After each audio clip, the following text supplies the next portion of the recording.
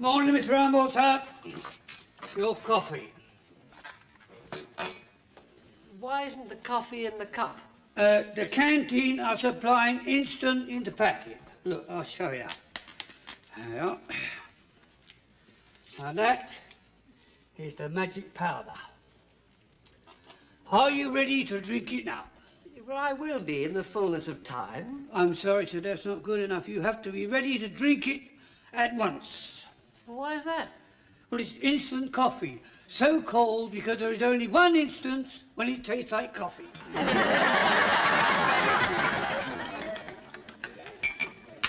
And go! Go on, drink it all up. Go on, go on. All up, drink it all up, son. Oh, that's so lovely, sir. Go on. That's it, that's it. Go on, right now. See? Right, now, today is Friday, which is payday, so can I have the money to take down for the staff? Now, there's been a change in the payout arrangements. The money will be brought down by the accounts clerk in a security dispenser. Well, I don't like the sound of that. I've been doling out the wages in a wire basket for years. Yes, but Mr. Harmon, times are changing, and the insurance company insists that we use a more modern method. Does that mean I've been made redundant? Indeed not. You will accompany the clerk as security escort. Yeah, but if I don't take the money, I mean I'm being downgraded. I shall have to report this to my accredited shop steward. What happens to be me? Well, pity about that. There was to have been a bonus of £2 that went with the job. I'm sorry, sir, I can't stay. I've got to go down to the accounts department. Thank you for your custom, madam. So anyway, me and Mrs. Axelby didn't fancy going abroad this year. I mean, Spain's getting so common. Anybody can go now. So anyway, we booked into this holiday camp. Weren't you bothered by them young men campers? No, not at all. And it was so hot that we sat in our night dresses with the door wide open. And nobody bothered us at all. Well, it sounds a bit boring to me. Oh, no, not at all. There was something going on all the time. Oh, and laugh. On Wednesday night, they had this sort of variety concert. And there was this man that hypnotised people. Was he any good? Well, he got me up on the stage and apparently had me doing all sorts of silly things. Look, that was taken of me. Blimey, you're standing on your head.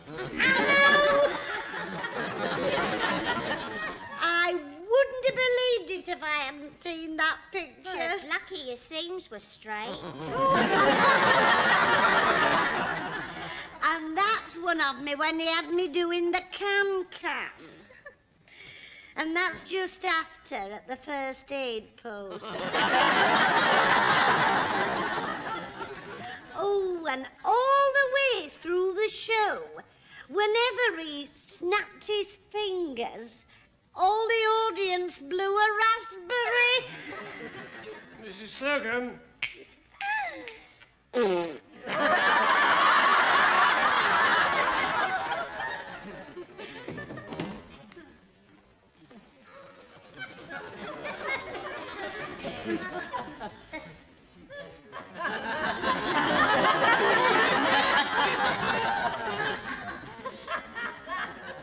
Are you being served, sir? That's the gentleman I want to see. That's our Mr. Humphreys. Excuse me, Mr. Humphreys. This gentleman would like to speak to you. He asked for you personally. What can I do for you, sir? Going to show you something that's going to shock you.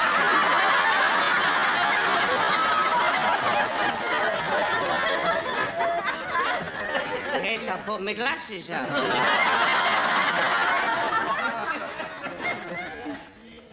I Are you ready? As ready as I shall ever be.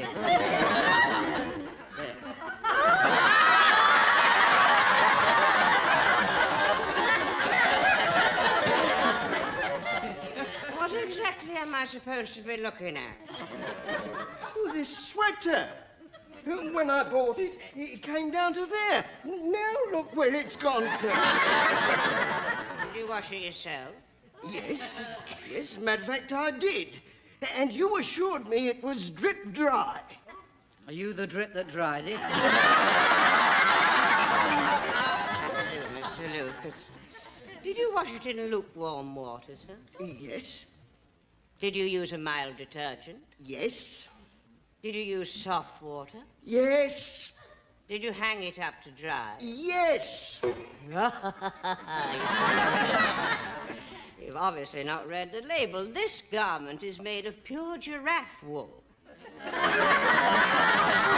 What difference does that make? Well, it's exactly the same principle as the cows, isn't it, Mr. Lucas? Oh, identical, Mr. Humphreys. I mean, when it's going to rain, cows lie down. So what? Well, it's just the same with the giraffe. I mean, if they stood up and got their skins wet, it would all hang over in folds, and when they galloped off, they'd trip over. Now, what I suggest you do is wash it again, lie it on a towel to dry, in some sunlight, not before 2 o'clock in the afternoon, preferably with a cool westerly breeze blowing. If you have any trouble, don't hesitate to bring it back. Good morning. Good morning. What a salesman you are, Mr. Humphreys. A silver tongue, a golden smile, a warm heart. You should have a great career with the right person behind you. Mind changing places with me?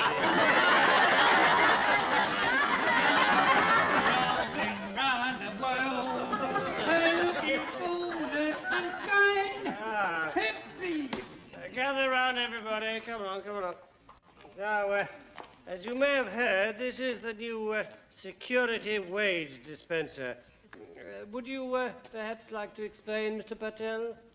Certainly, Captain Peacock. Now, you all have identity photographs on your records. These photographs have been copied and are inside here. This machine will scan you, compare you with the identity photograph, and if you are in fact who you claim to be, your salary will be duly deposited in the payout tray. Why didn't it come in a wire basket like it always done? Did, Miss Bronze. Oh, like it always did done.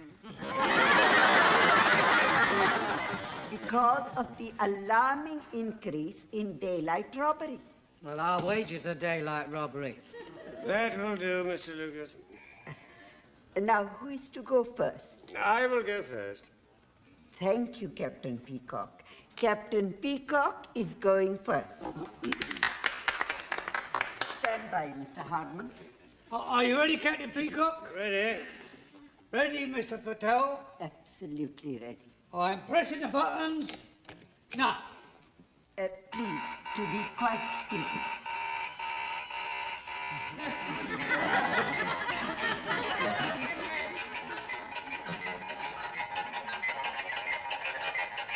The comparing is now going on. Do not pay out. Do not pay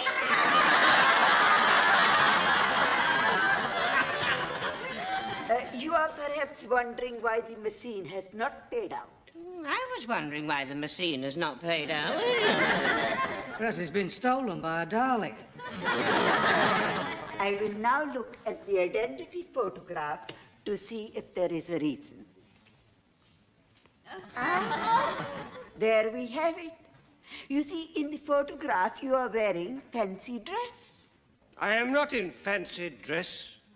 That photograph was taken for the Grace Brothers Operatic Society's much acclaimed production of The Pirates of Penzance. I played the part of Frederick. Well, that's all right now. If you just wear a black patch and something red on your head, you will get immediately your salary. It may surprise you to know that I do not have my pirate costume with me. Oh, here. You can use this for an eye patch. Here, shove that in your mince pie. And put these on your head as a red handkerchief. Do you think that every time I get my salary, I'm going to parade with a brassiere in my eye and a pair of knickers on my head? You've got another thing coming. Now look, do you want your money or not?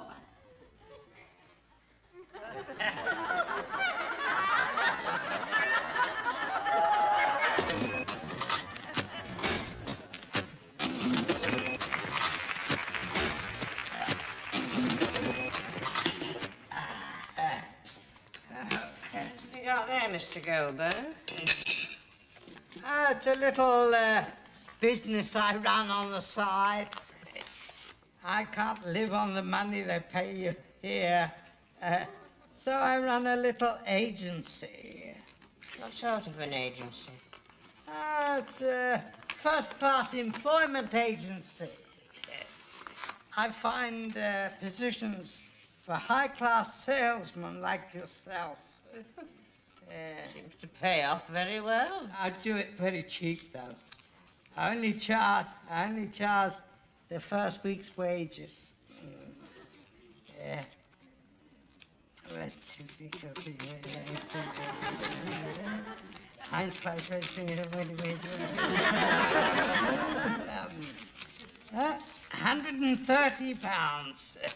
Who's that from? It's from the new head of stationery and greetings cards at Lally and Willett's. And it's only a young man like yourself.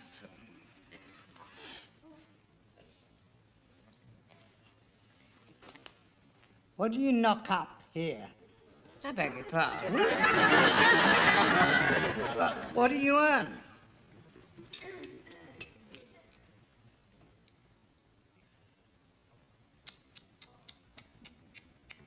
What a liberty. Do you know what I could get you at Harrods? Tell me. Not just for selling things. People who haven't got what you've got are getting it. Are they? Why aren't you getting it? Because I haven't got what you've got. I don't really like to ask, but what is it I've got that nobody else has? You've got charm, vitality, and personality, and experience, and youth. Oh, that, yes. Oh, yes, I've got that. Well, some of it. Now listen, don't misunderstand me. I'm not just touting for business. I'm not that sort of person at all. Oh, of course not. Would you like me to make some inquiries on your behalf? As my old choir master used to say, there's no harm in asking. Of course not. When did your choir master say that? Shortly after he told me that I'd got charm, vitality, personality, experience, and youth. Well, I'm sure you won't mind if we make our association, as it were, on an official basis. Anytime you like. Well, if you don't mind, would you sign there? Thank you. And there.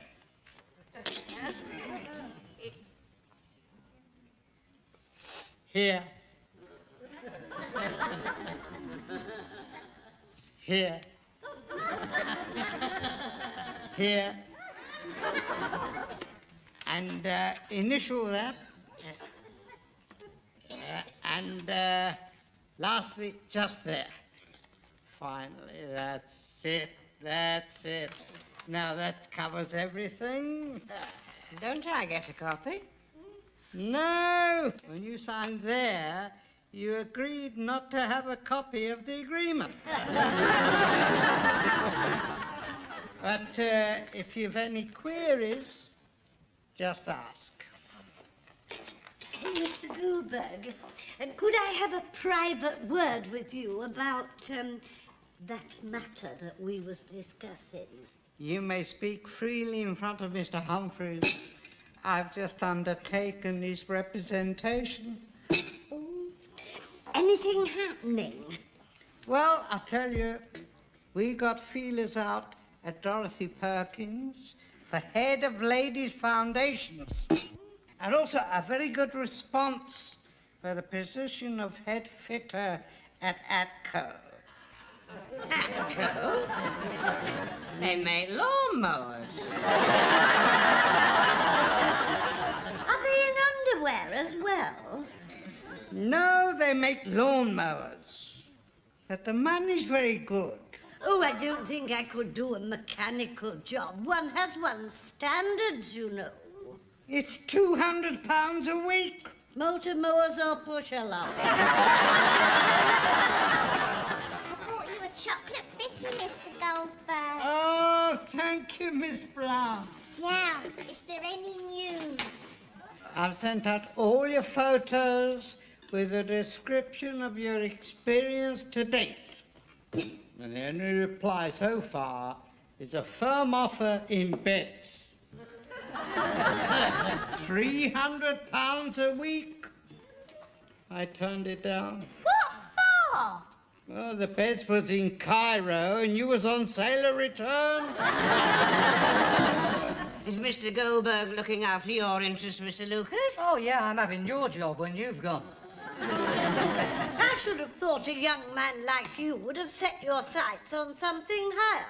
Oh, I have. When I tell him who's nicking all the staff from Grace Brothers, I'll have Mr. Goldberg's job as well. More hot coffee, Mr. Goldberg? Oh, thank you, Diana. Right up to the chip.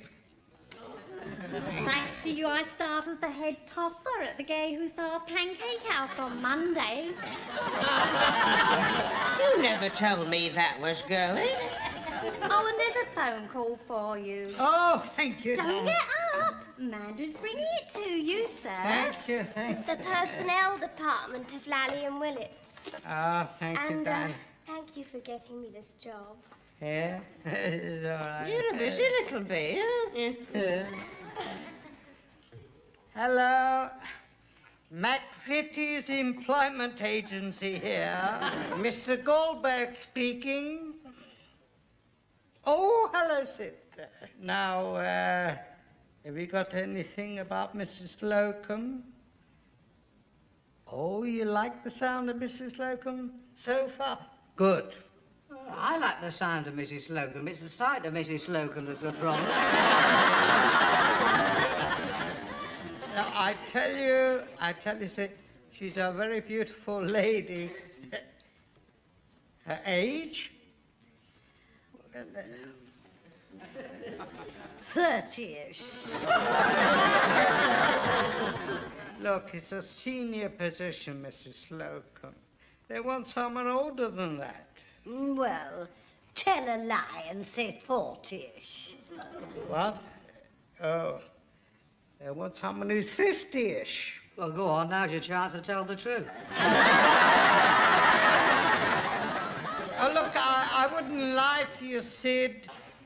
She'd pass for 50. What's her what like?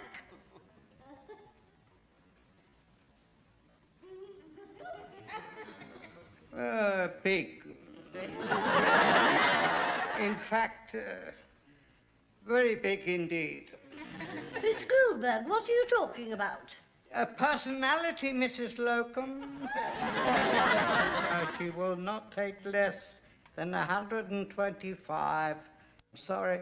So, the ball's in your court. Oh, Sid, I've just taken on a new client, Mr. Humphreys. Yeah, I'm very excited about him. Oh, Sid, he's right up your street.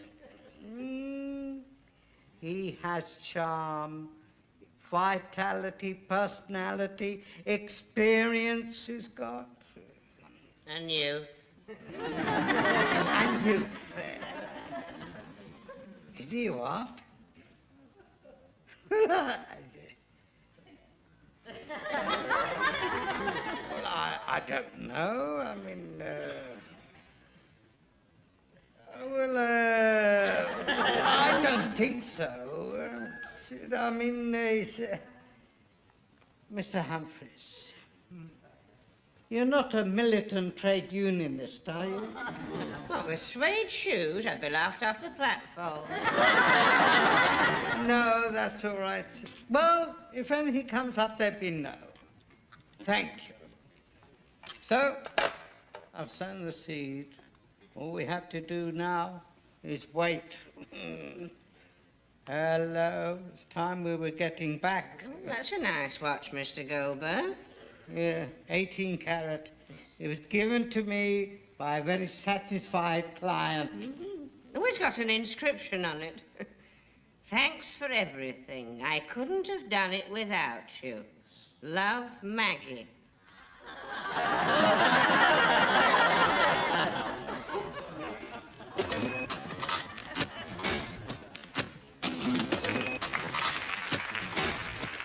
Here's your letters, Mr. Grace. Thank you. I haven't got my glasses. Oh, well, shall I guide you around then? Yes, you're very good at that, aren't you? Here we are. Now, G R A. Yes, you don't have to spell it. The new spectacles have arrived from the optician, Mr. Grace. I thought you might like to see if they're okay. Oh, Here we are.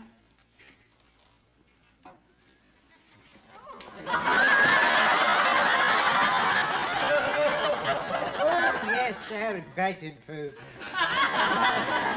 And these are your new reading glasses.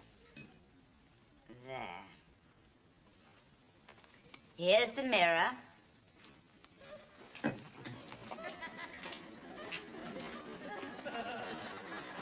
We're not having an earthquake or anything, are No, sir. we? Oh, I don't like those. They make me look like an old poof. No, they don't. They make you look like Elton John. That's no comfort. Pay attention, Mr. Grace. I want to see how much you can read. Eh? The rest's in Polish.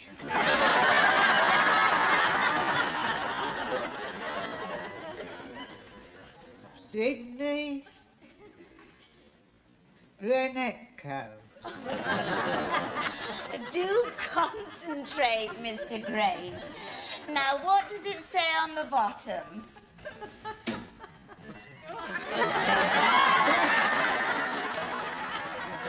Wash thy hand in water. Shall we come back later, sir? No, come on, come here. Can we have a word privately, sir? Well, I've had a look at that. Well, it's like this, sir.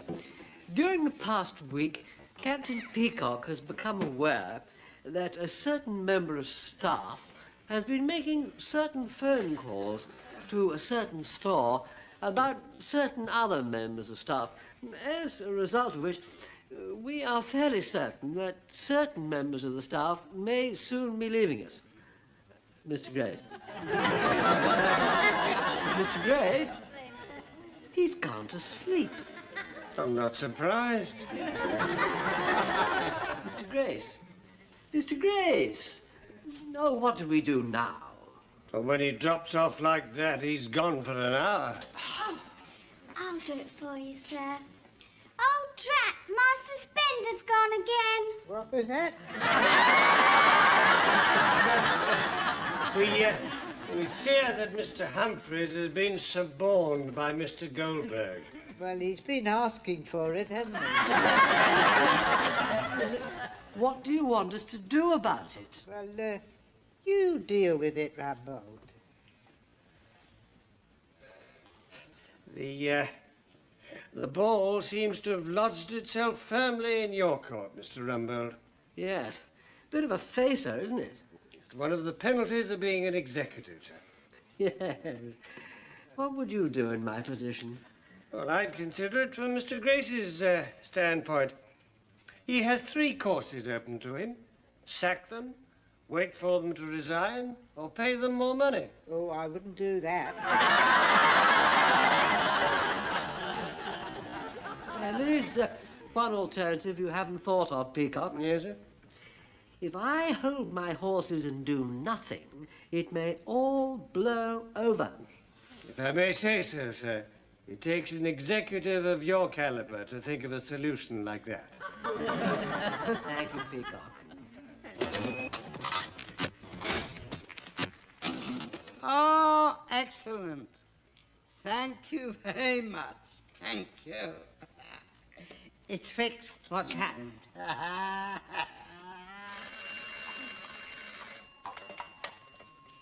Ladies, were? Could I speak to Mrs. Slocum, please? Who's calling? McVitie Agency here. Oh, here! Your agent's on the blower. Thank you, Miss Brahms. Mrs. Slocum. It's fixed. It's fixed my new job. What is it? Would you come to my office immediately, please? Of course, Miss Goldberg. Now, do you mind telling me what's going on? Because I can't stand secrets, can I, Mr. Lucas? No, you can't, Mr. Humphreys. That's why you didn't become a Freemason, isn't it? One of the reasons. I'll put you both in the picture. You're both going to Lally and Willits. Oh, isn't that exciting? Yeah. And you, Mr. Humphreys, are to be the new manager of the unisex clothing department. Oh, that should confuse you, Mr. Humphreys. Very well, Mr. Lucas. And you, Mrs. Slocum, are to take charge of the Pussy Shampoo Parlor. I'll be in 7th heaven. It could be the highlight of your career, Mrs. Slocum. Head moggy washer. And your salary will be... No. What about mine? A month? No, a week. Hadn't we better resign? The better the day, the better the deed. No, hold it. You're forgetting the severance pay. If you resign now, it'll be trivial. No, you got to make them sack you. Then we can take them to the Industrial Tribunal for wrongful dismissal. Then we make a settlement. We? Clause 10. Mrs. Slocum, Miss Brown, will you please return to your counter? Can't you see that Mrs. Maxwell is there and she is the wife of one of our directors? So she is. Well, I promise you, she will get the service she deserves. If you want the sack, all you got to do is be rude to Captain Peacock. What a good idea. Mr. Humphreys, tidy that counter.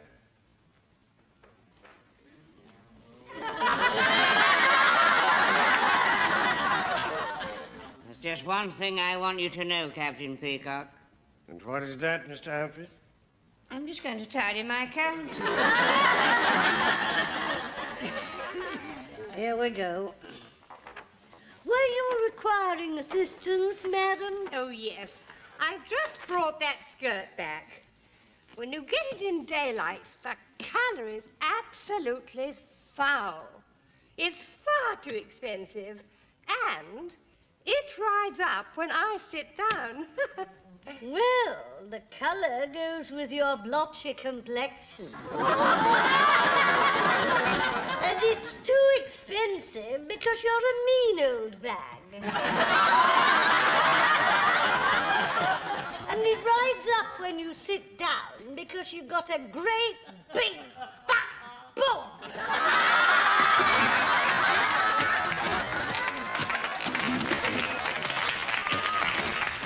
You mean to say, Mrs. Slocum, that you don't deny any of these words? Not one syllable. She said it all, and that's the truth. Thank you, Miss Bronze. Extraordinary. Well, we will now pass on to Mr. Humphreys. According to Captain Peacock, you serve the Honourable Lavinia Effingham Fuchs, with 2 small F's, who is also one of our most important customers. That's right, Mr. Rumble. Yes. Well, I will now ask Captain Peacock to repeat the remarks he overheard you make to her. On approaching the customer, Mr. Humphreys was heard to say, "Hello, Dolly, baby. You've got the best pair of boobs I've seen since the confessions of Swedish Emmanuel's window cleaner." Did you say those words? I did, Mr. Rumble. I heard him. Everything Captain Peacock says is true, and he winked as well. I do? Like that? Mr. Humphreys, I'm surprised you even saw such a film. I was under therapy at the time. He then said, "How about meeting me in the park behind the bandstand and we'll pitch a little woo?" Pitch a little woo? But what film did that come from? Gold Diggers of 1938. This is the most extraordinary set of circumstances. Are you going to sack us? In your case, Mrs. Slocum, I have a letter here from Mrs. Maxwell, who, as you probably know, is a leading member of Morning Glory, a religious sect that requires of its followers absolute honesty. You apparently are the first truly honest person she's ever met, as a result of which she sent you these 2 tickets for their next meeting. You've got to sack me. I mean, you can't have people walking about saying the things I said. What do you mean? I've been doing it for years. It would be rather difficult, Mr. Humphreys, in view of this note from the lady in question. Tell Humphreys, 5:30 behind the bandstand, and I'll take all the woo he can pitch.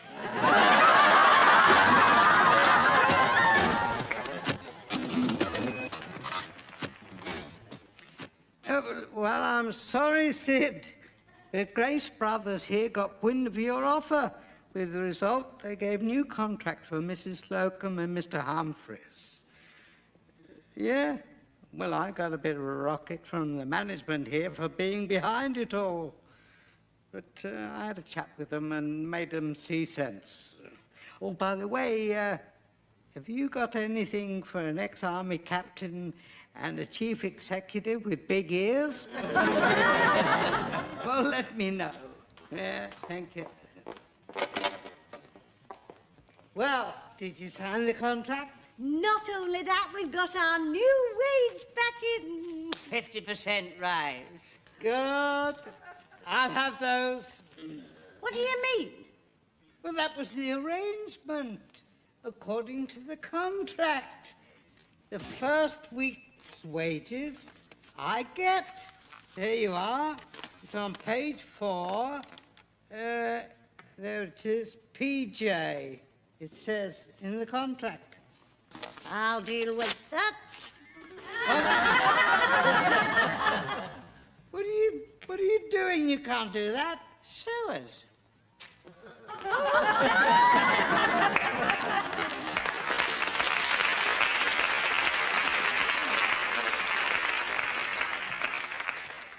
Look at that. That's typical, isn't it? Yes, you try and do a good deal for them, and they swindle you, don't they, Mr. Goldberg? They do, Mr. Lucas. Shall we go to have a drink to celebrate before we go home? I'd love to, Mrs. Slocum, but I've got to rush off. I've got an appointment at 5:30. Behind the bandstand. Mrs. Slocum, I don't pitch my woo in public.